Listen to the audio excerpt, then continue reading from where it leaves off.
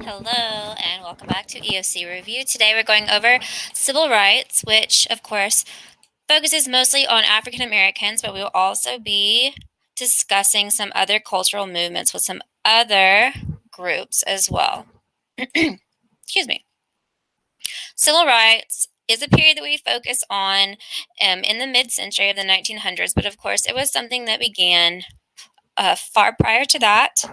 The Civil War um, outlawed the end of Civil War, outlawed slavery after the Emancipation Proclamation. It was the 13th Amendment, said slavery is done. The 14th Amendment, which followed a few years later, said that all people born in the U.S. are citizens and they deserved equal protection of the law. And so, first, slaves, how I remember it, is the 13th Amendment is first, you have to become freed, and then you have to become a citizen before you can vote. The 15th Amendment then gave black men the right to vote. White women even still don't have the right to vote at this time. No women can vote at this time. Jim Crow laws were created basically in response to these amendments and the South losing the Civil War.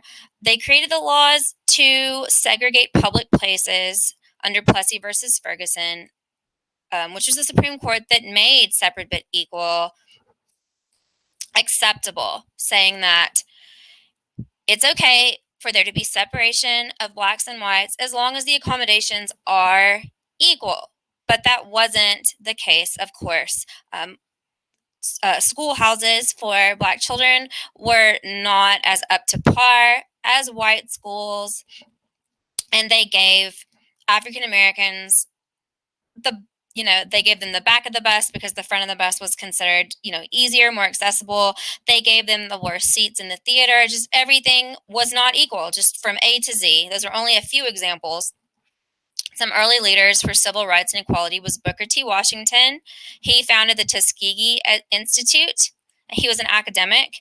He believed that fighting for equal rights would cause violence against black citizens. And so he said the best way to equalize with whites is by education, to learn how to help yourself through vocational training or education, build economic power first.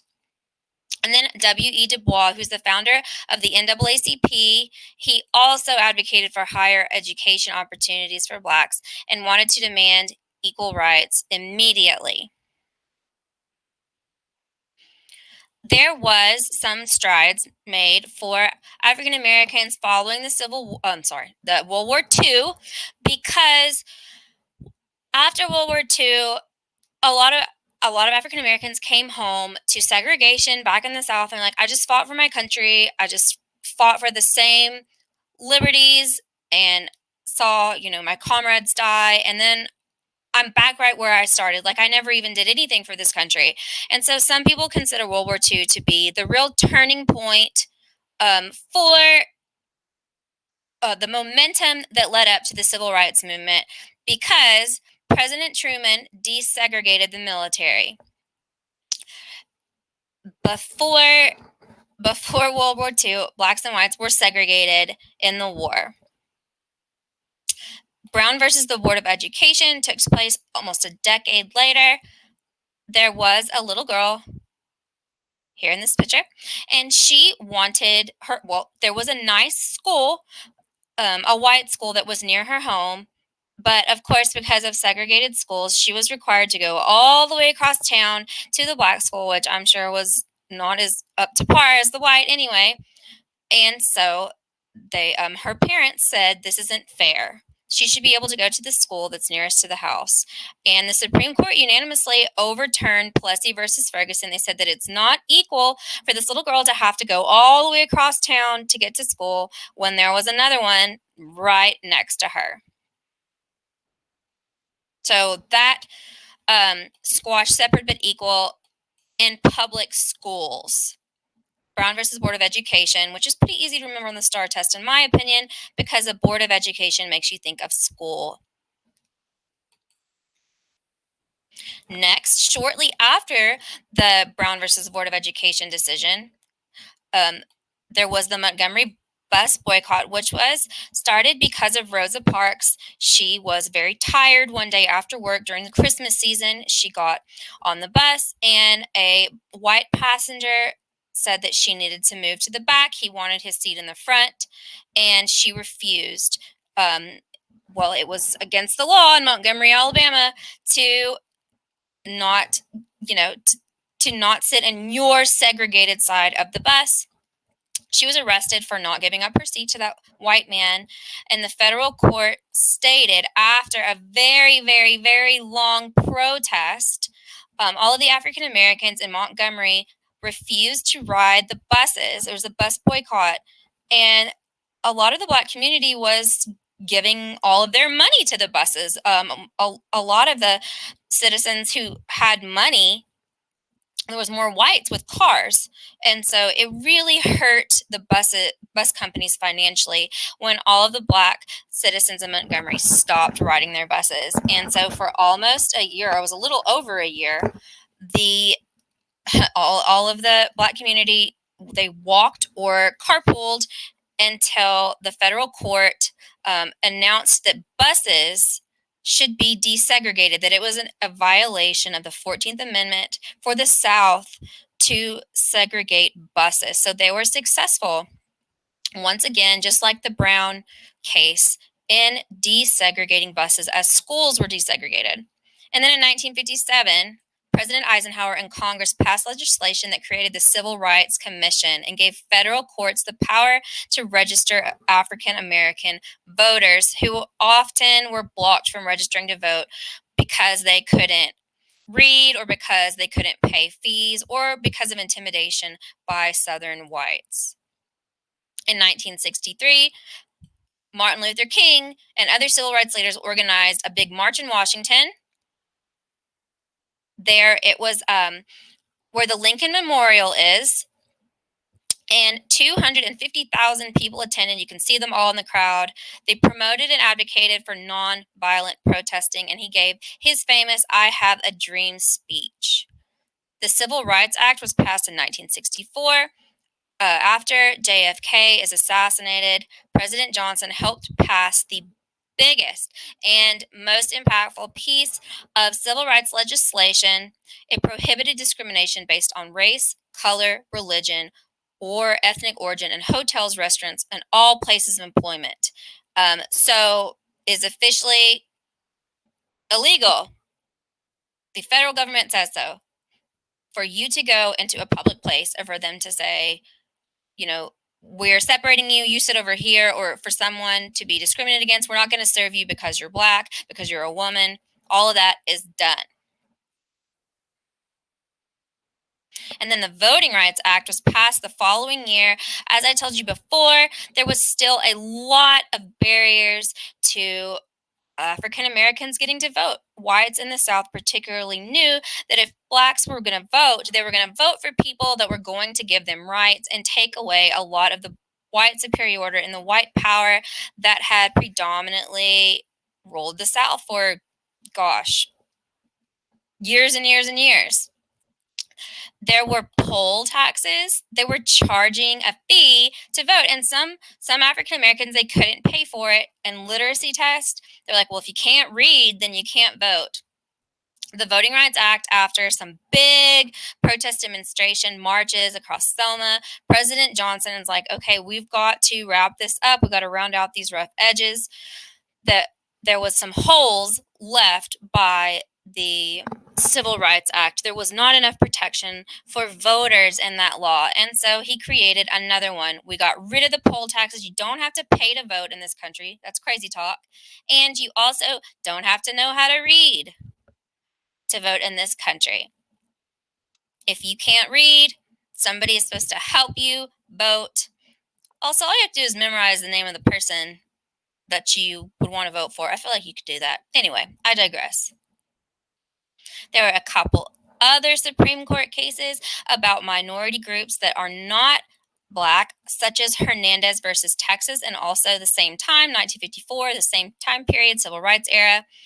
Hernandez, obviously, that's a Hispanic name. He was a Mexican American. He was convicted of murder, but he appealed his conviction, even though from my understanding he did do it.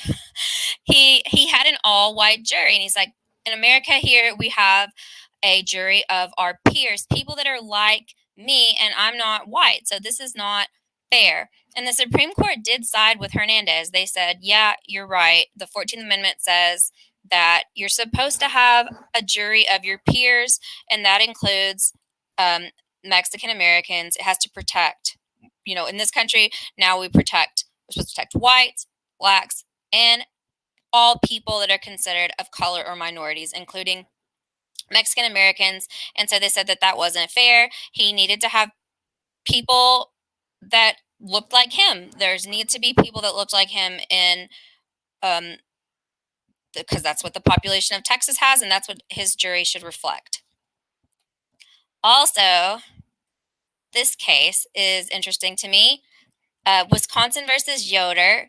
This is about the Amish religion and the Amish culture. And in Wisconsin, there was an Amish family, and he got in trouble, the Amish dad, Mr. Yoder, because he stopped sending his kids to public school because,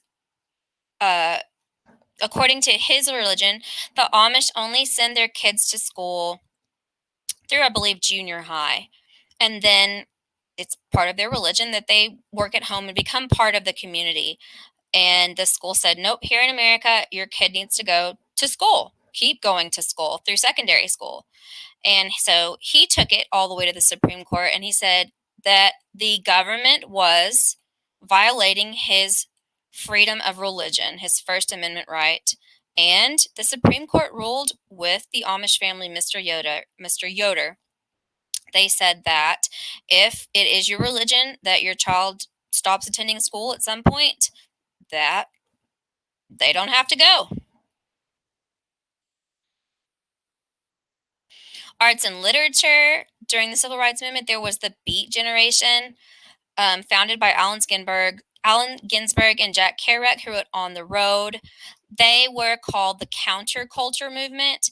They went against a lot of the squeaky clean conformity that went along with the 1950s. If you recall, we learned about how it wasn't cool to be different during the 1950s and a lot of the 60s. People were all dressed the same. And remember, there wasn't profanity on TV. Everybody tried really hard during the 1950s to all look the same and act the same and be pretty wholesome. But these people, they said that they didn't like all of that. Parents did not like the Beat Generation. They thought that they were beat. They were lazy. They experimented with drugs. They were promiscuous. And this Beat Generation, which dressed differently and didn't conform to all of the social standards of the 1950s, would evolve into the hippie movement of the 60s and 70s, which parents also did not like. There was the Chicano mural movement, Mexican-American murals throughout the Southwest, throughout Hispanic neighborhoods. They depicted the need for identity and justice. At this time, Mexican Americans are not being paid fair wages, and a lot of them are just really taken advantage of by their employers, a lot of farms that they live on. And they used art to reflect their sadness and their oppression. Music in the 1950s, just like the Beat Generation and the hippies, parents did not like rock and roll. They thought that it was very provocative, that the lyrics were suggested, and it did not fit in with what they wanted for their kids and squeaky clean 1950s America. Country and Western music developed during World War II, and it was mostly popular in rural areas like here in Texas. But rock and roll music really gained speed, and by the 1960s, it is just the most popular genre. It's a little bit of jazz, a little bit of gospel, blues, country, depending on the artist. But it would not have been possible without the invention of electric guitars and the radio. By the time the 1950s rolls around, everybody has a radio.